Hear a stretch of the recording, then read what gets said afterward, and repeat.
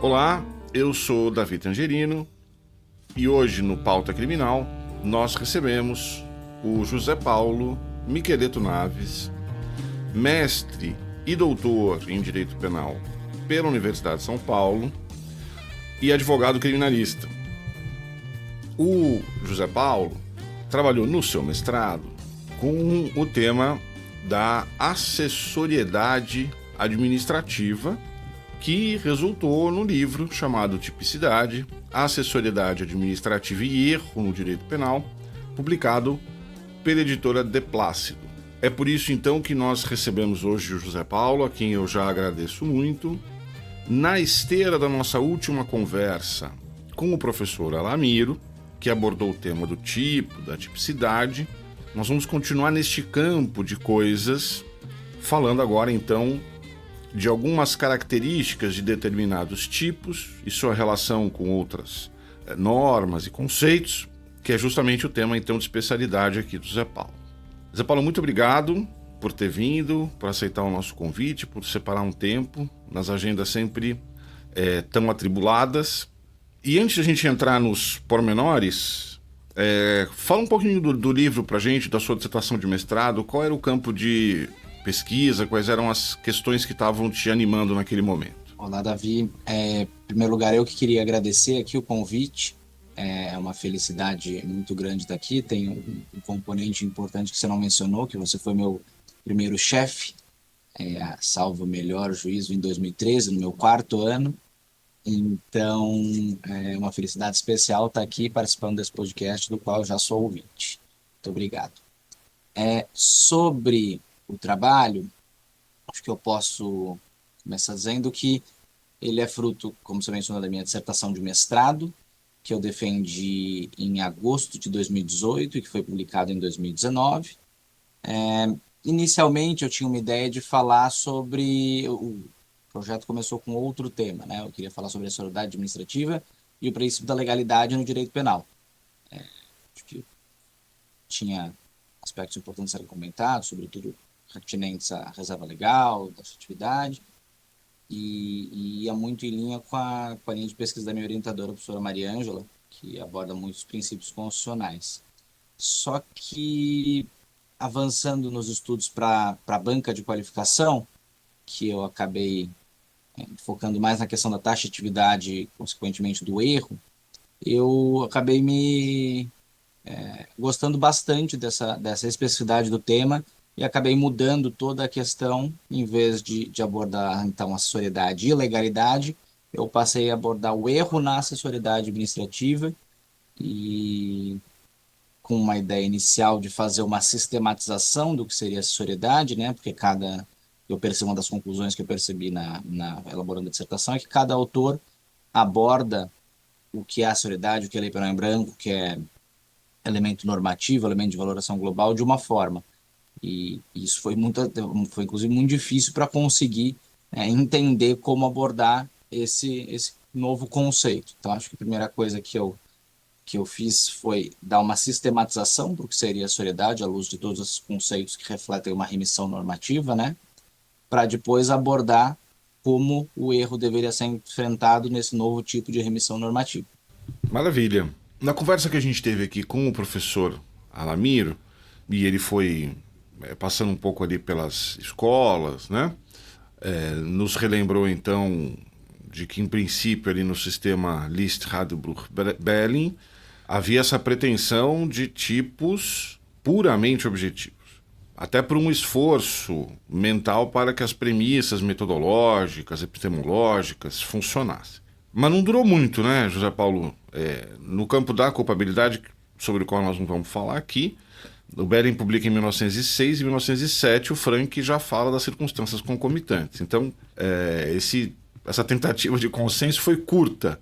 Mas no seu campo, né, nesse tema, né, em um dos seus campos, os neocantistas também, em seguida, reagiram a essa pretensão tão puramente objetiva. E me parece que é nesse momento que surgem palavras do tipo, elementos normativos do tipo. Fala um pouquinho pra gente como é que esse debate se coloca e, afinal de contas, o que são esses elementos normativos do tipo? Perfeito. É exatamente isso. Com o positivismo jurídico, a gente tinha uma grande predominância dos elementos descritivos, né, que são aqueles que, em tese, demandam pouco ou quase nenhuma interpretação para a aferição do seu sentido. Com o neocantismo e a introdução dos elementos valorativos e de um influxo interpretativo de forma a abrir algumas espécies da teoria do delito, isso se modifica bastante. Em que pese o conceito de lei penal em brancos ter sido inicialmente mencionado por Binding, é com os neocantistas que isso acaba por se desenvolver dogmaticamente e ter um influxo muito maior. E a gente percebe essa acentuação ainda mais forte no que a gente tem chamado na literatura penal de sociedade de risco, né? Onde a gente tem toda uma reestruturação socioeconômica da sociedade, na linha de Ulrich Beck, né? Onde, por meio dos novos meios de produção, dos novos avanços tecnológicos científicos, a gente acaba por trazer um protagonismo diferente para o risco. Então, o risco se torna um elemento que antes era presente, sim, na sociedade, ele sempre esteve presente, mas de uma certa coadjuvação para um elemento estruturante da nossa sociedade. Então, ele acaba por ser inato a quase tudo no que a gente vê, da produção industrial, do dia a dia da direção de veículos, enfim, de todas essas naturezas de atividades. De modo que ele encontra e apresenta um potencial destrutivo muito maior. Com base nisso, a gente tem uma oposição muito clara daquele direito penal clássico, né, onde você mesmo mencionou no podcast passado, onde o crime estereótipo é o homicídio, que a gente tem um crime material, de bem jurídico individual, de autoria individual, para uma nova espécie delitiva de crimes supra-individuais, de bens jurídicos supra-individuais, onde se atenta mais a um crime de perigo e não a um crime de dano, onde a coautoria é muito mais valorizada e a omissão imprópria é muito mais valorizada do que o mero crime comissivo. E nesse contexto, a gente encontra uma sobreposição do direito penal e do direito administrativo, vou ser um pouco mais claro. Então, o direito penal é convocado para prevenir esses riscos que se apresentam na sociedade contemporânea. E, ao mesmo tempo, como forma de acalmar o clamor social que seria provocado por grandes eventos, desde Chernobyl até grandes falhas industriais que atacaram com alguma intensidade as relações de consumo. Então, o direito penal é convocado a atuar em áreas antes inéditas e próprias ao direito administrativo. Ou seja, ele invade áreas que antes não eram suas. Então, existe um maior diálogo entre essas áreas e uma maior simbiose. De modo que áreas essas, é importante pontuar, bastante regulamentadas. Por exemplo, mercado de capitais, sistema financeiro nacional, que mesmo para nós, operadores do direito, às vezes encontramos algum tipo de estranhamento, porque é um vocabulário próprio, uma lógica própria. Então, nesse contexto, o direito penal se sobrepõe e dialoga com profundidade sobre o direito administrativo. De forma que o conceito de lei penal em branco acaba por mostrar um rendimento nesse novo cenário bem baixo, porque ele não consegue, como fazia com Binding, ou mais posteriormente com os neocantistas, traduzir, não consegue acoplar, não consegue abranger, digamos assim, todas essas novas formas de interação e, portanto, de remissão normativa que o direito penal apresenta. Então, respondendo a sua pergunta agora sobre os elementos normativos, eu vejo os elementos normativos como uma classe diferente, uma subespécie de um gênero maior de remissões normativas. Então, acho que a gente poderia conceituar as remissões normativas como aquelas que, em alguma medida, fazem um reenvio, onde o tipo penal precisa fazer um reenvio normativo para outra norma, seja penal, seja extrapenal, em regra, na verdade, extrapenal, às vezes até fora do escopo do legislador, né, normas administrativas de fato, para esse aperfeiçoamento típico. Então, dentro desse guarda-chuva das remissões normativas, que marcam um tipo penal aberto, em oposição ao tipo fechado, a gente tem os elementos normativos, os elementos de valoração global do injusto e a acessoriedade administrativa, que se subdivide em 3 conceitos, onde a lei penal em branco é um deles.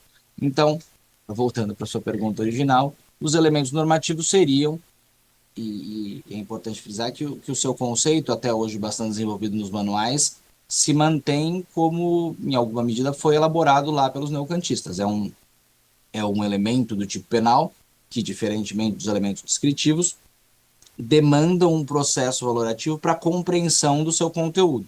Eu acho que o exemplo clássico que a gente pode ter aqui é o obsceno, do ato obsceno, onde você precisa fazer todo um esforço, nesse caso, acho que cultural, na luz daquele caso concreto, para ver o que poderia ser reputado obsceno naquele contexto, ou naquele período histórico. Então, se a gente faz uma análise desse elemento normativo, a prática, por exemplo, do topless, que há algumas décadas seria reputada como obsceno, hoje, sem dúvida alguma, e acertadamente, não seria visto dessa forma na maioria dos lugares.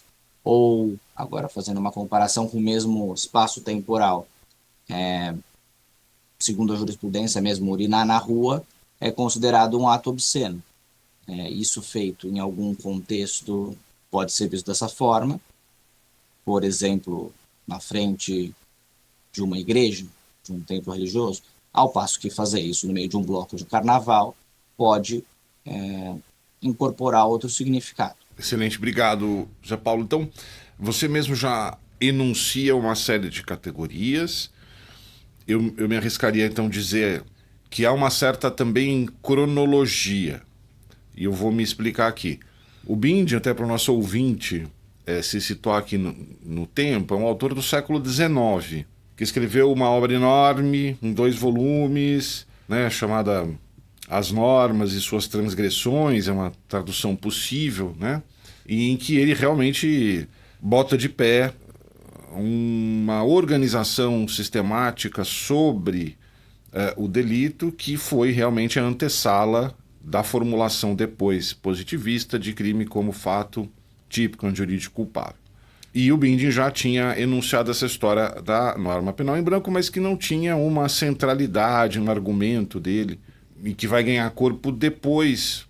E aqui, então, a observação histórica acho que faz sentido, porque, como bem coloca o José Paulo, esse entremear com as normas administrativas não era um tema da Alemanha do século XIX, não era um tema da Alemanha do começo do século XX. Esse tema vai se colocar depois com a reconfiguração dos estados nacionais. Então, com o estado de bem-estar social, com o envolvimento do Estado em políticas econômicas. E no caso brasileiro, quem quiser fazer essa pesquisa rápida vai notar que na década de 60 nós tivemos uma explosão de tipos penais com referência administrativa, que é quando o nosso direito administrativo também estava se estruturando de maneira mais importante. Então você vai ter lá código de caça, todos eles já perderam vigência, mas código de caça, código de pesca, telecomunicação, tributário, uma série, depois na década de 70, se a memória não me falha, CVM, etc. Então, me parece que do ponto de vista de produtividade dos temas, os elementos normativos são mais antigos. Embora a lei penal em branco já fosse mencionada por Binding, era num contexto muito pequeno. Temos os elementos normativos, então, como essa reação neocantista na teoria do delito, e depois, então, com a expansão do direito administrativo, adota-se a ideia de que a promoção desses valores administrativos vinha turbinada por normas penais. E, então, o professor José Paulo já nos explica aqui o conceito, então, de elemento normativo, como o vovô desses conceitos. Então, ato obsceno está lá no Código Penal, não vou conferir agora, mas muito provavelmente desde 1940 está lá na parte especial desde pelo menos 1940. Então, Zé Paulo, acho que convém agora você contar um pouco para a gente dos outros. Então você fala em elemento normativo, depois você fala uma palavra esquisita, elemento de valoração global do injusto, e depois a lei penal em branco. O que é esse elemento de valoração global do injusto? Então, Davi, os elementos de valoração global, é, esse nome estranho, como você bem pontuou, acabam sendo desenvolvidos pelo Roxin, no seu doutorado, se não me engano, onde ele fala do tipo, mas precisamos conferir, que a título exemplificativo são aquelas expressões que falam em sem justa causa, indevidamente, onde você tem, em alguma medida, uma remissão normativa. É claro que ela não é direta, como a lei penal em branco, quando você fala conforme determinado pelo órgão competente, mas aqui você tem uma espécie diferente de remissão normativa. Então, você pode perceber nesses elementos, como sem justa causa, indevidamente, que a gente tem uma intersecção posta no próprio tipo penal de um elemento da antijuridicidade concomitantemente. Melhor dizendo, a gente tem concomitantemente um pressuposto objetivo da conduta e, ao mesmo tempo, nesta mesma palavra, uma referência à valoração da própria prática da conduta. Ou seja, o legislador, nesse caso, antecipa para a esfera do tipo um juízo de ilicitude sobre aquele mesmo comportamento. Então, vamos dar alguns exemplos aqui do nosso ordenamento jurídico. Código Penal, a gente tem no artigo 154, o crime de violação do segredo profissional, que fala em revelar alguém sem justa causa, segredo de que tem ciência em razão de função, cargo, enfim. Um outro exemplo, a gente tem no mesmo Código Penal, o artigo 311-A, o crime de fraudes em certames de interesse público, onde se fala em utilizar ou divulgar indevidamente, com o fim de beneficiar a si ou a outrem, ou de comprometer a credibilidade do certame, concurso público, avaliação ou exame. Ou seja, ele condiciona o próprio aperfeiçoamento típico, na medida em que revelar o segredo que se tem em função da profissão, só aperfeiçoa o tipo penal na medida em que isso é feito sem justa causa. Poderia estar escrito aqui em desobediência com a legislação a respeito do tema, por exemplo. Mas não. A gente tem aqui uma remissão menos direta, digamos assim, onde o legislador permite que se faça, à luz daquele caso concreto, uma valoração da licitude daquele comportamento. E esse elemento é trazido para o tipo penal para permitir e flexibilizar a sua própria incidência típica. E aí chegamos, então, acho que é o terceiro grupo de casos, né, Zé Paulo, que o Binding, então, resolveu nomear de lei penal em branco e vingou. Me parece que essa nomenclatura é amplamente utilizada até hoje. Claro, tem uma felicidade nessa analogia quase pictórica mesmo, né? Porque o que ele está propondo é que nós leiamos o texto do tipo como se tivesse um pedaço em branco. Em branco porque o intérprete, o leitor, a leitora vai ter que buscar o conteúdo daquela palavrinha, daquela expressão em outro lugar. Não por acaso, então, o gênero de todas essas questões que nós estamos falando aqui ser a remissão, né? Você remete o intérprete para outro lugar, ou reenvia, que é um verbo que você usou aqui. E aqui, então, naturalmente, é o campo, por excelência, da acessoriedade, né? Da relação do penal com esse outro campo normativo sobre o qual resolveram que o direito penal tinha que intervir. Agora, José Paulo, essa relação, esse reenvio, ele pode ter naturezas diferentes, porque o administrativo é um campo muito rico também, né? Então você vai ter contrato administrativo, você vai ter ato administrativo, você vai ter normas administrativas, algumas prescritivas de condutas, outras definidoras de conceitos, enfim. A gente poderia dizer que a norma penal em branco, ou lei penal em branco, também é um guarda-chuva que contém um monte de coisa dentro dela, não poderia? Perfeitamente, é isso. E esse é o problema que eu identifiquei ao longo da dissertação. Então, por um um grande período, como você bem salientou na sua fala anterior, a gente tem a convivência de duas formas de remissão normativa. A lei penal em branco, onde se fazia remissão, e daí isso é muito discutido, como a gente vai apontar, se há leis penais, se há outras leis, se há atos administrativos, e a questão se encerrava por aí. Convivia com isso os elementos normativos, que são aqueles, como a gente mencionou, que demandam um tipo de interpretação maior. Quando a gente se volta para a lei penal em branco, a gente acaba por encontrar uma grande imprecisão conceitual. Porque, por exemplo, esse conceito desenvolvido com Binding, quando ele tratava de crimes, é um dos exemplos que ele aborda. Por exemplo, para quem infringe disposições do imperador para prevenções de problemas, de acidentes com embarcações no mar. Aqui a gente tem uma remissão importante, até bastante abrangente, mas enfim. Um pouco tempo depois, o Mesger define as leis penais em branco em duas categorias. As próprias, que fariam uma remissão a conteúdos de qualquer natureza que estão na mesma lei que aquele tipo penal, ao passo que a imprópria seria a que faz remissão a um conteúdo que está em outra lei. Portanto, logicamente, ele exclui qualquer ato administrativo do conceito de lei penal em branco. E a gente vê que tem um esgotamento aqui, à luz desses novos crimes todos que você apresentou e dessas novas interações com o direito administrativo, até pelas suas próprias particularidades, de um alcance. No Brasil mesmo, a gente tinha um tratamento bastante discrepante. Enquanto a Hungria permitia a remissão para atos administrativos, Aníbal Bruno falava só em leis. E ao se ter um mesmo e único conceito, a gente muito provavelmente acaba por ter um mesmo tratamento jurídico diferente para comportamentos dogmáticos absolutamente diferentes. Então, toda essa constatação mostra uma insuficiência do termo perante essa nova realidade. Então, ao analisar as remissões normativas, eu percebo que esse novo conceito que vem sendo há alguns anos já desenvolvido na Europa, de acessoriedade administrativa, consegue, em alguma medida, superar e abranger e contemplar essa nova realidade, deixando, como a gente vai ver, a lei penal em branco como uma subespécie dos seus desse amplo guarda-chuva.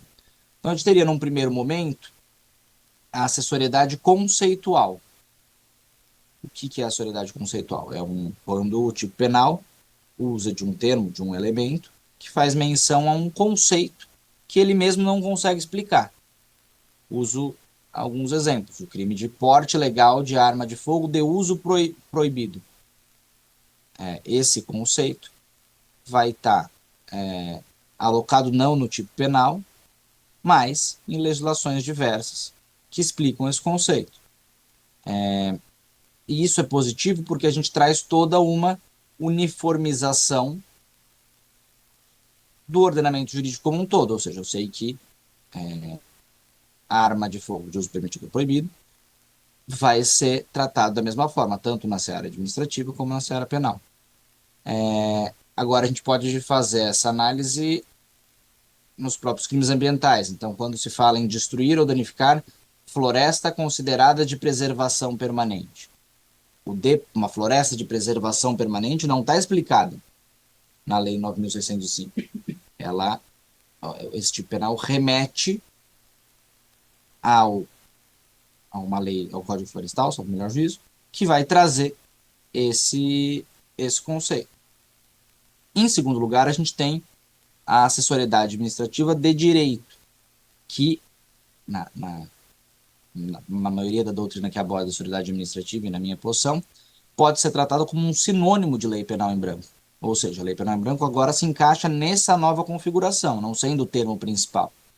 E as leis e as acessoriedades administrativas de direito, ou as acessoriedades, ou as leis penais em brancos, agora sinônimas, refletem, fazem uma remissão a um ato administrativo de incidência comum, ou seja, portarias, decretos, leis, isso pode ser colocado de forma expressa, explícita ou não. Então vamos ver aqui o mesmo crime previsto no artigo 38 da Lei de Crimes Ambientais, onde se fala em destruir ou danificar a floresta considerada de preservação permanente, infringindo as normas de proteção. Ele nem faz menção a uma norma, a um decreto específico, mas a violação de qualquer norma de proteção existente sobre florestas consideradas de preservação permanente. E essas normas, percebam, necessariamente vão ter uma incidência comum, que disciplina como todos os cidadãos devem se comportar perante esse tipo de floresta. A mesma coisa é vista no crime de evasão de divisas, na modalidade do parágrafo único, artigo 22 da 7492,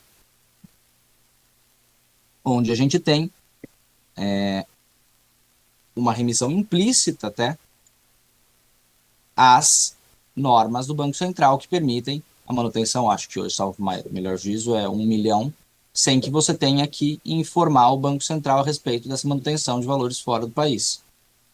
E, por fim, a gente tem uma sororidade administrativa de ato administrativo, onde a remissão agora não é de atos administrativos de incidência geral e coletiva, mas de incidência individual, como autorizações, permissões, licenças. Então, posso dar outro exemplo da Lei de Crimes Ambientais: o crime de cortar árvore em floresta considerada de preservação permanente, sem permissão da autoridade competente. Aqui o sem permissão da autoridade competente expressa essa norma, essa nova forma de asserioridade administrativa, e comprova como o conceito de lei penal em branco, por si só, não tinha capacidade de abraçar todas essas novas interações entre direito penal e direito administrativo. Mesmo porque nesse próprio artigo 39, que eu mencionei para vocês, a gente tem duas remissões, dois tipos de asserioridade administrativa num mesmo tipo penal. Ou seja, a gente tem o cortar árvores em floresta considerado de preservação permanente, aqui uma asserioridade de direito, ao passo que, na sequência, sem a permissão da autoridade competente, uma asserioridade de ato administrativo. De modo que essa nova realidade delitiva não permite que o conceito de lei penal em branco, por si só, à luz do tratamento de Bingham, de Merkel, de Mesger, de todos esses juristas passados, de forma satisfatória. Então, quer dizer, nesse momento aqui da nossa conversa, nós já entendemos 5 conceitos que seriam chave no seu trabalho. Então, elemento normativo, elemento de valoração global do injusto, e aí dentro do guarda-chuva da assessoriedade administrativa, a conceitual, a de direito e a de ato administrativo. Se eu não estou enganado, o nome da última categoria.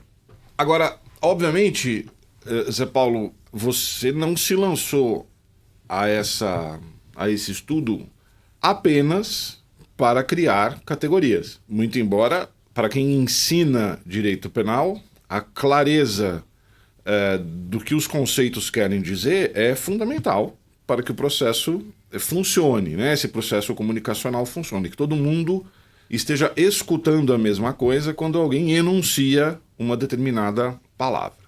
Eu queria então te ouvir um pouco sobre os problemas que esses elementos podem trazer. Claro, são, em princípio, infindáveis as possibilidades de debate aqui, mas vamos talvez começar pelo mais palpável deles.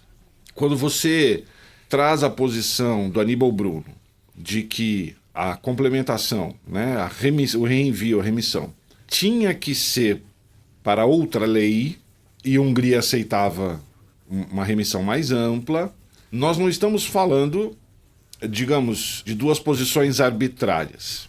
O que está em jogo é justamente o respeito, ou não, o tensionamento, os limites, enfim, da legalidade estrita. Então, até para que os neófitos e as neófitas entendam melhor aqui o meu campo de indagação.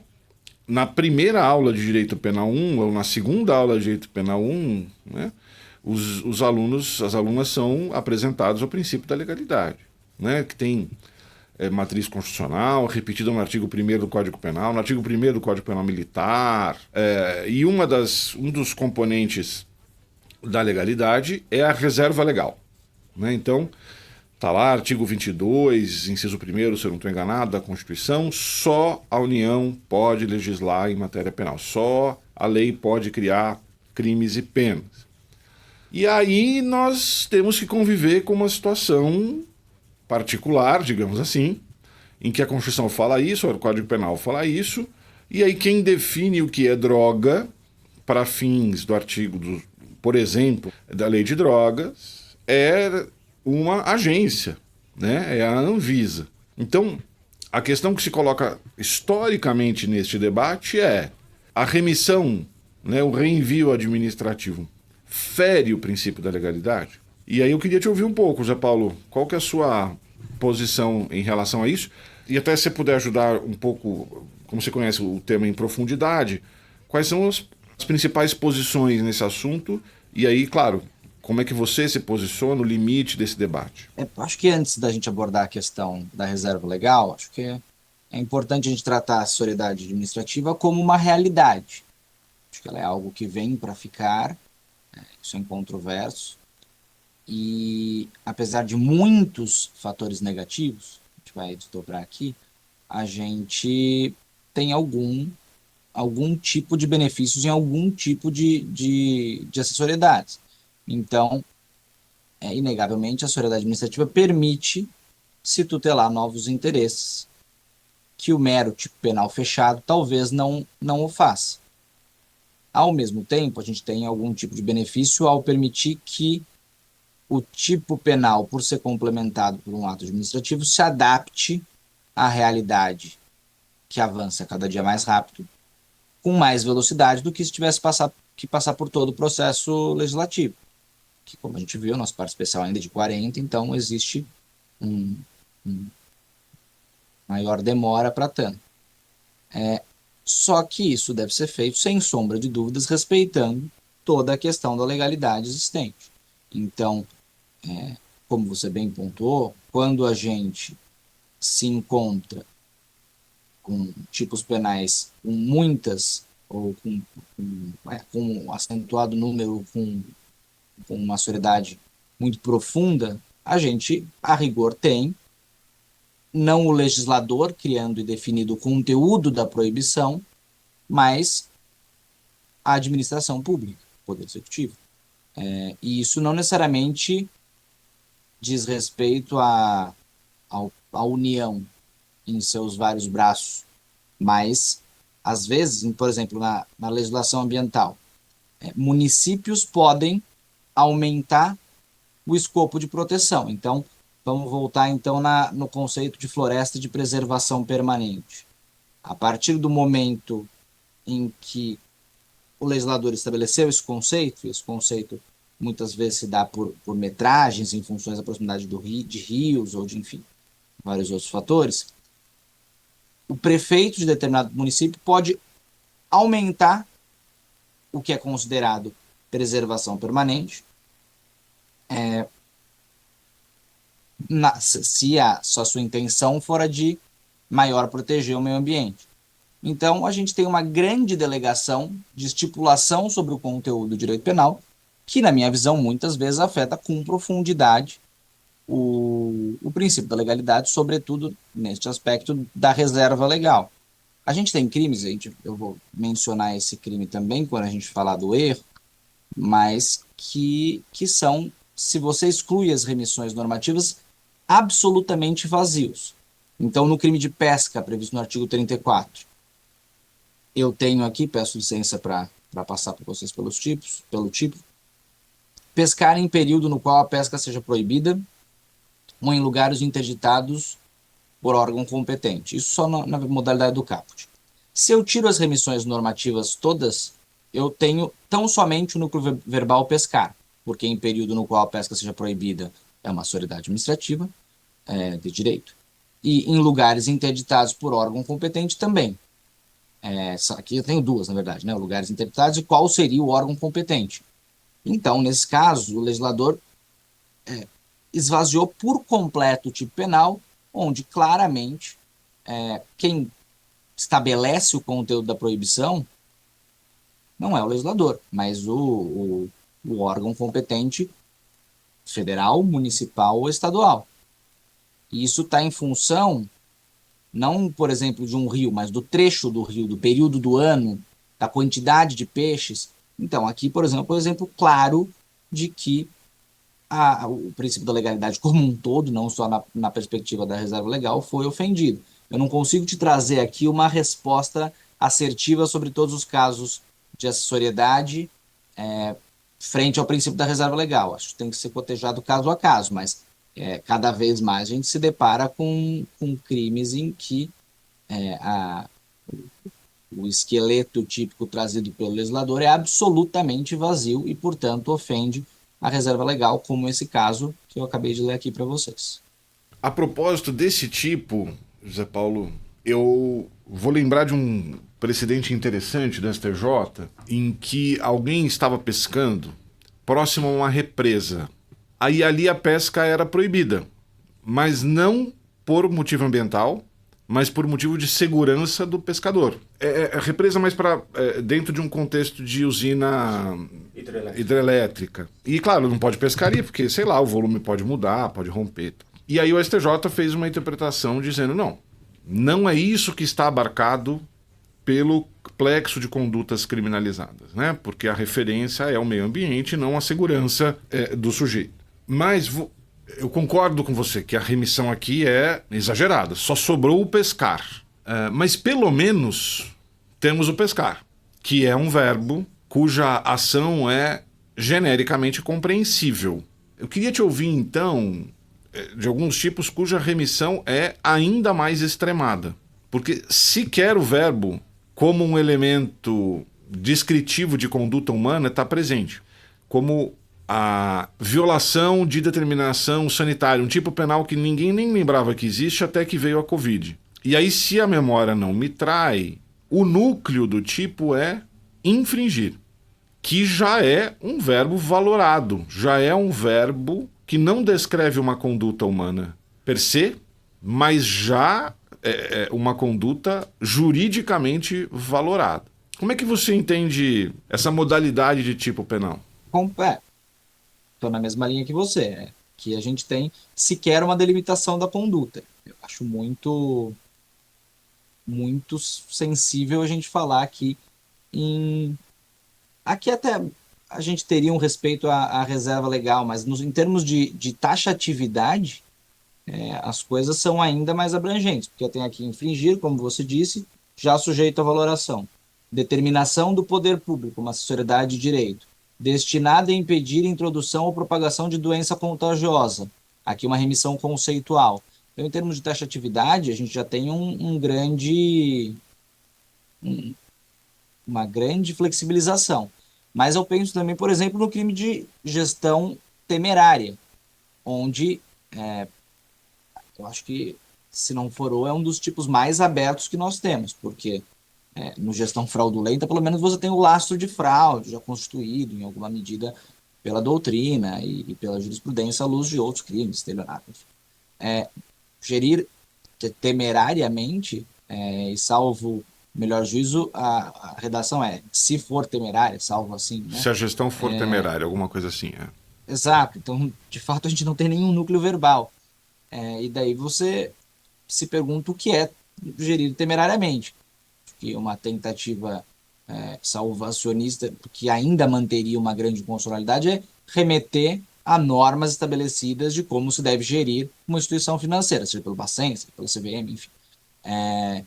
Mas mesmo assim, você tem um amplo, incomensurável escopo normativo que define o que poderia ser visto como temerário ou não, porque a gente não tem numa norma administrativa um conceito, uma remissão conceitual do que seria isso.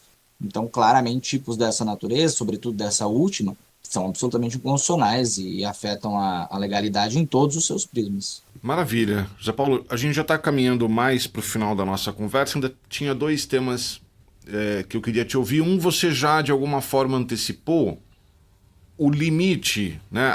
O debate sobre o limite do que o legislador pode deferir para outros âmbitos normativos, né? Que completem o conteúdo do tipo, podem se dar, então, dentro de um mesmo ente para órgãos administrativos, agências, etc. Mas tem um outro tema também, que também tem a ver com a reserva legal, mas de um outro olhar, que é a remissão a normas aos entes que não sejam a União. Então, os estados, o Distrito Federal e os municípios. Como é que você vê os limites, as possibilidades e essa tensão, sobretudo naqueles assuntos de competência legislativa concorrente? Então, meio ambiente. E, de novo, na Covid a gente teve isso, a gente teve regulamentação para todos os lados. De modo que, às vezes, estava municipalmente proibido, mas estadualmente permitido, né? Isso impõe um desafio para o intérprete. Eu vejo isso tudo, Davi, para além da reserva legal que a gente já discutiu, como um grande problema de taxatividade. Ou seja, de fato, a lei não é clara para o seu destinatário sobre o que é proibido. E com isso a gente faz com que o direito penal facilite a incidência de erros. Então, que na prática, é um problema que se agrava no Brasil, na prática não são reconhecidos pela nossa jurisprudência. Sobretudo erro de proibição. É uma raridade se encontrar acórdãos que mencionem erro de proibição. De tipo são até mais frequentes. Então, eu acho que essa remissão, que essas remissões em cadeia, ou essas remissões concorrentes, que em alguma medida se explicam pela lógica administrativa de proteção dos seus interesses ambientais, sanitários, enfim, no direito penal deve ser valorado de outra forma. Não é possível, por exemplo, que o instituto do erro seja tratado no homicídio da mesma forma que é tratado no crime de pesca. E aí que mora o grande problema, porque essa flexibilização desses institutos, se a gente leva em consideração os critérios de política criminal, não são atendidos na nossa prática. Então, por isso que eu entendo que em casos, sempre que houver um erro em caso de acessoriedade administrativa, eles devem ser tratados como um erro de tipo. Em primeiro lugar, por uma questão dogmática, porque da forma que esses tipos penais todos são colocados e apresentados para o seu destinatário, na maioria das vezes, impossível você compreender o conteúdo da proibição, o que é proibido, ou seja, o risco permitido ou proibido, consequentemente, à luz da leitura do tipo penal. Eu vou voltar aqui para o crime de pesca, apesar dele sem querer ser redundante, mas ele é muito esclarecedor nesse sentido.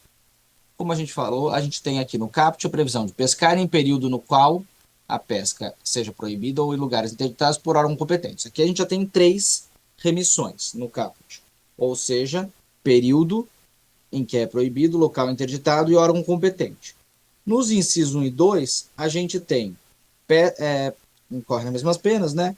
Pescar espécies que devem ser preservadas com tamanho inferiores aos permitidos, ou seja, eu tenho mais 2 remissões. A espécie, tenho que saber a espécie, para não incorrer no crime de pesca, que é permitida naquele local, e o tamanho. Para além disso, nesses 2, eu tenho à disposição de pescar quantidades superiores à permitida ou mediante utilização de aparelhos, petrechos, técnicas e métodos não permitidos. Ou seja, eu tenho aqui a quantidade e os métodos. Ou seja, eu tenho um crime, para eu poder pescar dentro dos limites legais, eu tenho que saber 7 variáveis, que não variam, e eu não tenho que saber essas 7 variáveis dentro do território nacional, né, que é como se fosse uma grande norma. Eu tenho que saber isso em função, como eu falei, da cidade, do rio, do tipo do rio, do período da piracema, que é outro fator que não está nem aqui no tipo penal especificamente. Então, para esses casos, é impossível você saber qual é o conteúdo da proibição, qual é o risco permitido e proibido para aquele fim de proteção da norma, sem enfrentar todas essas questões. Por isso que um erro sobre qualquer um desses elementos vai ser sempre, na minha interpretação, um erro de tipo. Porque você não pode falar em conhecimento dos elementos presentes no tipo, porque o tipo fez uma remissão expressa ou implícita a todos essas condicionantes. Então, e para além disso, tirando as considerações de ordem dogmática, a gente tem questões de ordem político-criminal. Se o legislador entendeu que para você que a proibição não cabe no tipo, pela complexidade das relações atuais, e, portanto, tem que fazer remissões administrativas perder de vista, político criminalmente é interessante, à luz de toda a principiologia do direito penal, que a taxatividade que foi flexibilizada pelo legislador, que a não percepção do conteúdo penal, tenha consequências mais brandas. Sob pena de direito penal, agir perante o cidadão de uma forma absolutamente disfuncional, alheia aos seus fins de proteção e toda a sua teleologia que deve pautar o nosso direito penal. Excelente. Zé Paulo, o nosso tempo está acabando, mas eu queria trazer uma última questão, que é a acessoriedade no tempo. Notadamente o seguinte, o tipo está lá, ninguém mexeu na vigência, validade, nada. Mas houve, por hipótese, uma alteração legislativa no complemento, no elemento por acessoriedade. Como é que ele se comporta no tempo? Retroage ou não retroage? Me parece que a primeira vez, quando eu pesquisei isso pelo menos, esse tema se coloca pela primeira vez no Supremo Tribunal Federal, se eu não estou enganado, a partir das tabelas de preço. Então vivíamos um momento de hiperinflação, havia ali alguns itens, enfim, que tinham preço tabelado pelo governo, e obviamente as normas que previam esse preço precisavam ser rotineiramente atualizadas diante da hiperinflação. E aí o que diz o Supremo? Não, a superveniência de uma norma corrigindo a tabela não é uma revogação do elemento do tipo, portanto não retroage. Mas aí estamos no Brasil e nós temos essa péssima mania, né? A jurisprudência tem a péssima mania de só olhar a ementa, não entender, não se aprofundar no debate e ficar repetindo. E aí na ementa deve ter ficado lá, aí retroatividade por mudança da norma em branco. E virou um mantra. Mas me parece que esse mantra não pode ser generalizado e que naquela tomada de decisão do Supremo me parecia correto mesmo. A atualização de inflação não está mudando a substância, o conteúdo daquilo que está sendo proibido. Mas queria te ouvir um pouco sobre esse último assunto. Eu tenho uma tendência a achar, como eu interpreto, que o elemento extrapenal da qual se vale a sociedade administrativa compõe o tipo em toda a sua funcionalidade. Eu acredito que alterações nessa ordem de temporalidade devem ser tratadas como uma alteração do tipo, portanto, como uma descriminalização. Eu acho que é equivocado esse tratamento como se fosse uma lei temporária, como os crimes que estão previstos na Lei Geral da Copa, por exemplo.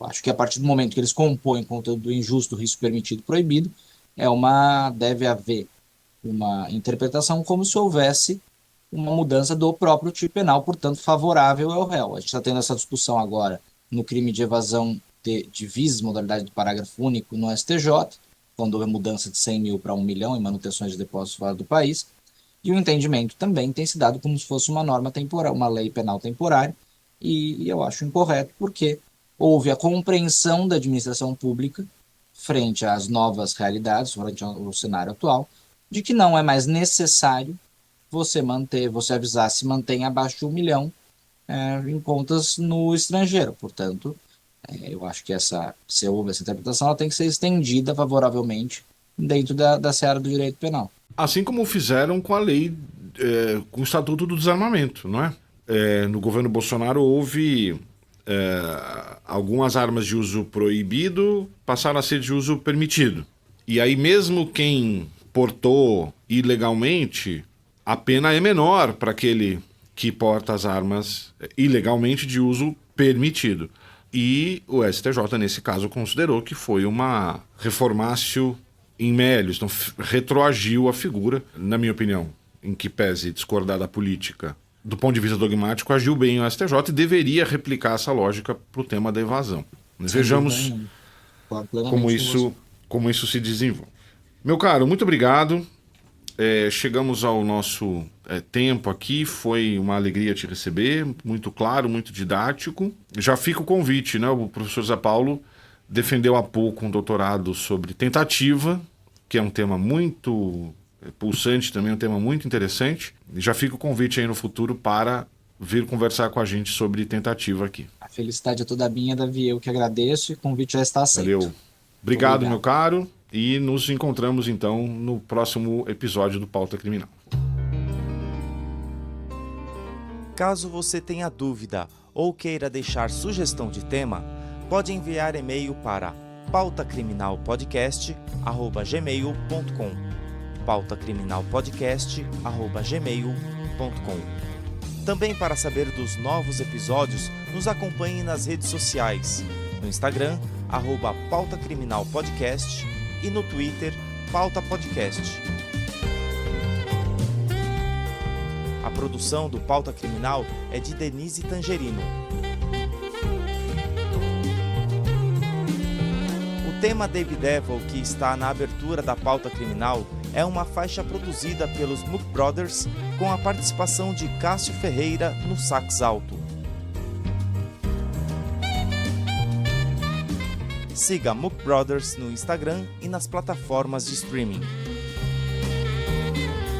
Gravação e edição de Marcelo Cardoso e Sérgio Pinheiro, na Casa do Podcast.